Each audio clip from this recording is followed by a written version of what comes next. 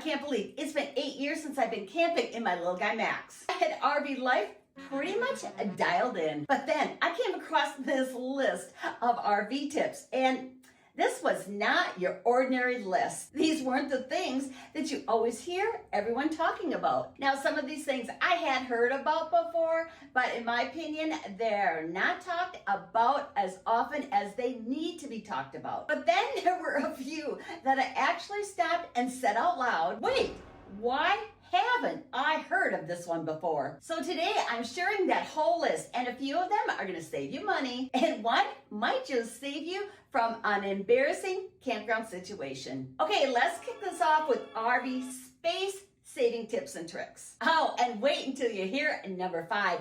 I'm definitely stealing this one for my camper. First up, ditch your regular bath towels and switch them for microfiber. If you camp in a small camper like I do, then you already know that space is everything. And those regular cotton towels, total space hogs. Now, microfiber towels, they pack down small, they weigh almost nothing, and they dry crazy fast. I made the switch years ago, and honestly, I don't miss my fluffy towels. Okay, well, maybe a little bit, but certainly not enough to go back. Next, use expandable cabinet shelves. And we know in a small camper, every inch matters. These little shelves, they're gonna create a second layer inside your cabinets. Basically, they instantly are gonna double your storage space. A few years back, I added one to the cabinet above my sink, and it completely turned wasted space into actual usable space. And now, every time I open that cabinet,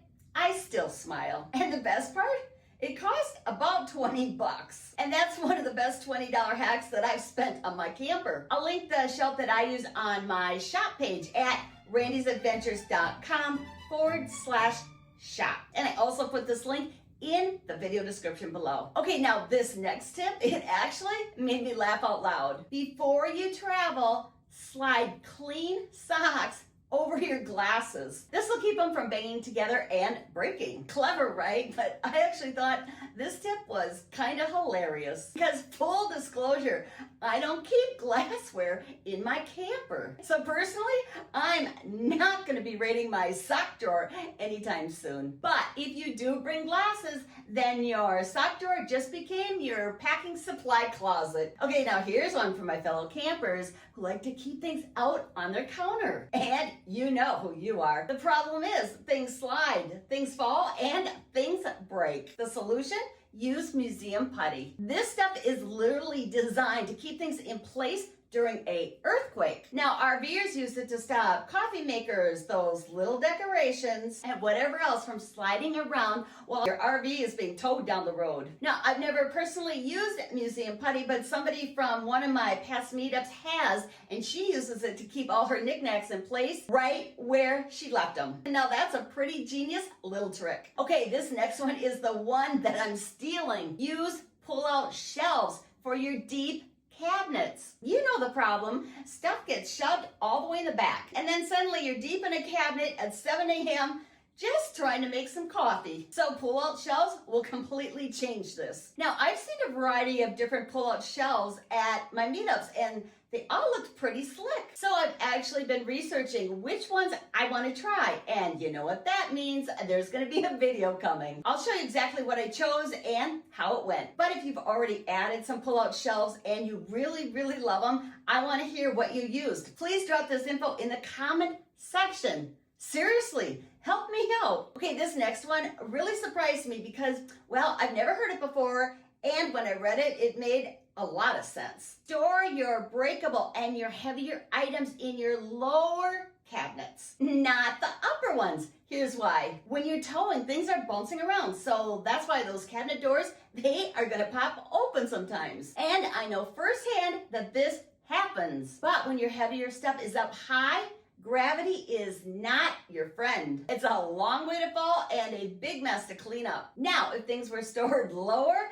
gravity is actually going to work in your favor. I did finally get my cabinet doors secured, and I also did a previous video about that. But before I did, this tip would definitely have saved me a lot of cleanup and a few choice words that I'm kind of embarrassed to admit that were on my mind. All right, we're just getting started because this next section is all about driving and setup tips. And these can save your nerves, your wallet, and even your bumper. Okay, let's kick this section off with something that's so simple, it's genius. Freeze some water bottles before you leave home and then toss them in your fridge. That's it. They'll start cooling it down while you're driving. And then when you finally do arrive at your campsite, you're gonna have some ice cold water waiting for you. Now here's why this one really got me. We can't use propane while we're towing. So my fridge, it doesn't start cooling until after I finally have arrived at my destination. And then sometimes it takes until the next morning until it's actually cold enough for food. Frozen water bottles, that could change that hours earlier. So simple and yet so obvious in hindsight. Now, why didn't I think of this trick sooner? Or why didn't anybody tell me about it? Okay, here is one of the best backing up tips that I've ever heard. Ready? Goal. G-O-A-L. Get out and look. Now, for the first couple of years, my hubby Tom, he did all the backing up. And Tom, he really got out to look. So when I started solo camping, I figured, well, I should be able to do this all sitting in the driver's seat too, right? Yeah, well, that didn't go very well. My first time backing up, I was a nervous wreck. But then I backed up a little, I got out, check, then I backed up a little more, and I got out again. This worked out so great. The times that I thought I knew what I was doing and I was sitting in the driver's seat, let's just say that I got very close to introducing my camper to a tree. Here's another situation. When you're backing up into your campsite, all of a sudden it feels like everybody in the campground has stopped what they're doing and they're watching you. People watching their dogs, people sitting outside the camper. And it feels like every single one of them is thinking, let's see if she can get this. Now, I'm not sure if that was actually happening, but I gotta tell you, it really did feel that way at times. Oh, please tell me I'm not the only one. Let me know if you've ever felt this way too. I need to know. This next tip, it sounds so simple, but when I started solo camping, it dramatically changed everything for me. Use a checklist. I know. Stick with me. When I first started camping by myself, everything felt like a lot. Setting up, tearing down. Did I remember everything? Did I do it in the right order? Using a checklist killed all of that noise that was inside my head. I just followed it step by step, and then suddenly everything really felt manageable. That confidence really matters so much when you're out there all by yourself. And I still use my checklist today. Not that I can't remember, but because I just don't want to have to wonder if I remembered everything. Just 20 minutes later, I'm set up, I'm relaxed, and I have a drink in my hand. And that's the goal. Okay, up next is a habit that's definitely worth adding to your routine. You've probably heard the advice to do a walk around before you pull out of your campsite. Check the windows, check the steps, check for anything that you might have missed. And I've also talked about this tip before on this channel. But this tip, it takes it one step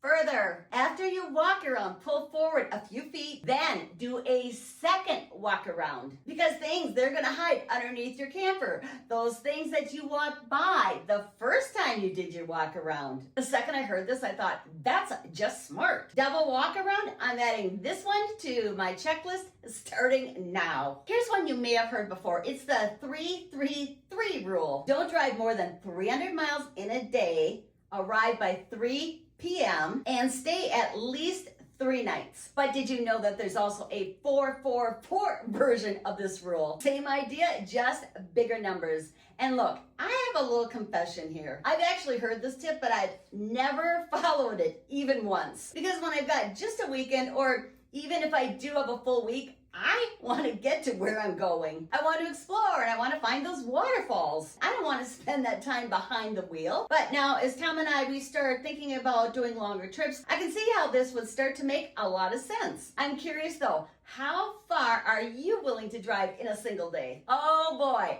this next one is huge if you love remote camping like I do. Before you leave, download maps offline. Google Maps or Apple Maps, either one. Because the second that you turn down a remote road with no cell coverage, you're on your own. And I've been there more than once. Sitting in my truck, no signal, and all of a sudden I have absolutely no idea which way I'm supposed to go. Yep, I learned this one the hard way, and now I always or almost always download a map before I go. It just takes a few minutes, and if I end up using it, great. But just knowing it's there, that peace of mind alone has been worth it. Now, pay attention to this next section because this group of tips could save you a lot of money. And a couple of them are mistakes that a lot of RVers make at least once. But not you, not after watching this video. First up, always use a water pressure regulator. Here's the deal. Most campgrounds' water pressure is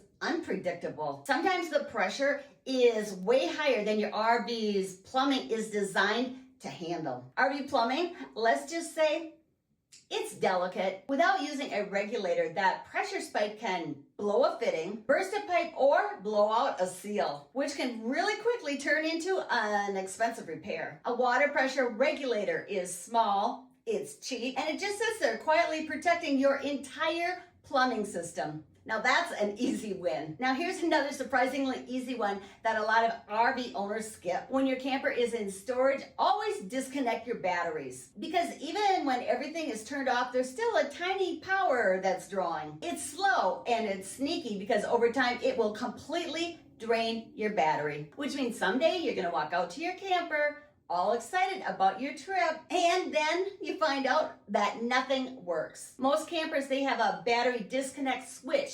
Flip it on, done. This simple habit will prevent battery damage, save wear and tear on your system, and save you from that awful, are you kidding me moment. Quick check-in. Have you heard of any of these before, or are some of them new to you? I'm genuinely really curious because this next tip, once you hear it, you're likely to never forget it. And that is to never leave your black tank valve open when you're hooked up to sewer. Now I know it seems really convenient, but here's what actually happens. The liquid, that'll drain out, but the solids, yep, they're gonna stay behind. And then they're gonna start building up.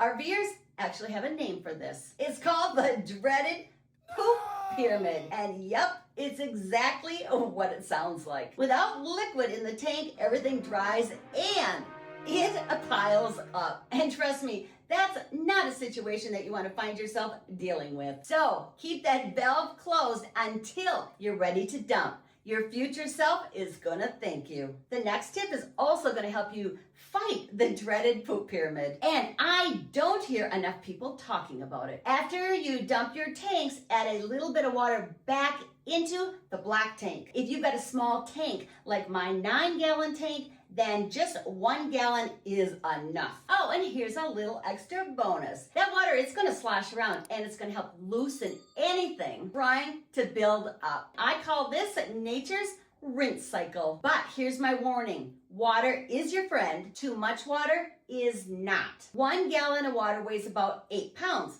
So you don't want to be driving down the highway with a full tank of water. 1 gallon, that's all you need. Small habit, big difference. Okay, now I want you to pay really close attention to this next one because out of all the tips that I've shared with you, this is the most important one. Check the date codes on your RV tires at least once a year. Here's why. RV tires often age out before they wear out. The thread, it can look perfectly fine, but that tire can still be dangerous. Older tires can develop dry rot on the inside, and dry rot leads to blowouts. A tire blowout, it not only would be really scary, it can also cost thousands of dollars in damage. Okay, to find the date code, just look on the sidewall of your tire. It's part of what they call the DOT number. I'm not sure if it's DOT or dot, but it's part of a long number. Here's what you need to know.